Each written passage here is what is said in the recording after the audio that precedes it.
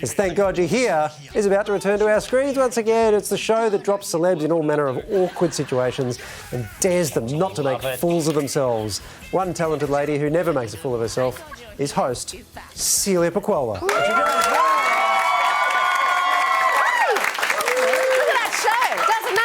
It does look fun. Oh my gosh, it's so fun. What's it like to be back doing as you... What's it like? It's so good. It's better than, you know when you go to buy jeans and the first pair fits? It's better than that. That never happens. I know, that's how good it is. Because it was so much fun last time, but doing it, like we had the sort of unknowns of, is anyone going to be, you know, is it right to bring it back? Are we going to break the show that we all loved? Are they going to like me? Am I going to break it? And then this time it's more of the same but completely different every time, and I love it. And also love working. Love having a job. Amen to I love that. it. And it's just silliness. It's like working in a circus and a comedy factory, and I just have an absolute ball. It's such a comedy factory. The thing I loved about last season, there were new faces, exciting people. What's in store this time? Again, I feel like it had a good mix last time, which is it's sort of people who are working in big in the industry right now, and then there's comedy legends who are on the show back in the day, and then some new up-and-comers who you haven't seen. So it's more of the same. Yep. I can't tell you because it's secret, except I can tell you first episode this week is just episode 1.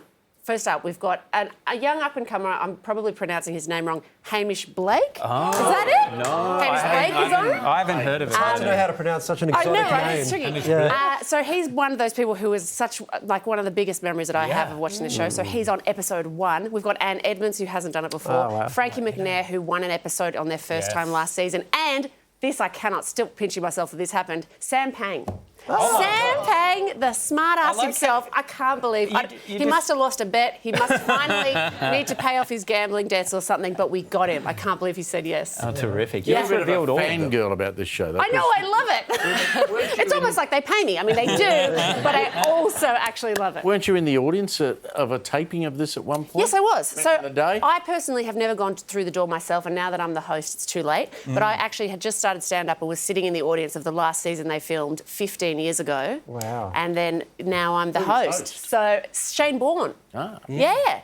Back in the day, I had a bit of a crush on him. Turns out I didn't have a crush on him. I just wanted to be him. And just here wanted I his am. job. But that's the weird thing about being in the audience 15 years ago and then the host. That means any of you in the room tonight, 15 years from now, this could be you. Don't give them any ideas. I know. Okay? I'm pretty happy where I am. I do come out to a taping quite aggressive because I'm looking in the audience. I'm like, who is it? Who's coming for my job Is it in really 15 true years? you couldn't walk through the doors ever, though? You can't be just... Surely it could happen. I can't now. I think people wouldn't believe that I don't know. Even if I absolutely That's so didn't true, know, they'd go like, you know, you're in, you'd know what's behind the door. But it does look so fun. Every comedian that's gone through comes off going, 1, what happened? And 2, I want to do it again. Yeah. Well, then no one can make a fool of you, except you. Because you posted this of you at a playground with your lovely daughter, and this is you on the slide. Oh, yeah? That's me on the slide. And I'll be then- down there.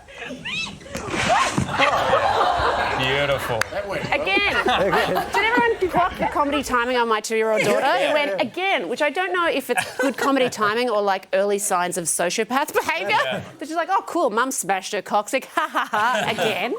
How is it being a mum? Do you love it? It's pretty good. That's pretty much all I do is just park life. I've got a toddler, so it's just like, I don't know about you, I'm checking out parks now the way that I used to check out cool bars, you know? I'm like, man, I went to a park on Saturday, 3 slides, different sizes, different colours, good quality mulch, more kids on leashes than dogs. Would recommend. Extra points for the bathroom as well. Oh my gosh, there's got a regularly cleaned changing table. Are you kidding me? And there's coffee nearby. I know.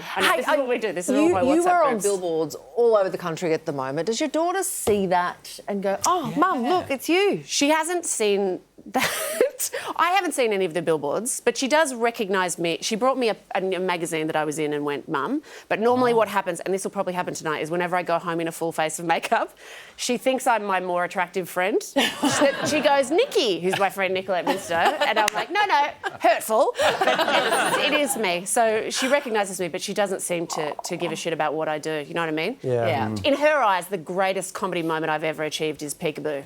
You know, she's just like, just But it's classic. It's It such is a classic. And she's, as I say, 2 now. It feels like it's gone by so far. How old are 6 and so I don't even remember 6 and 8. 6 and 8. You're about to head into the terrible 2s. Yeah. Then the teenager period as well. gosh. Yeah, strap yourself in, baby. Enjoy now is what you're saying. Okay, I'm just going to stay out. Thanks for having me.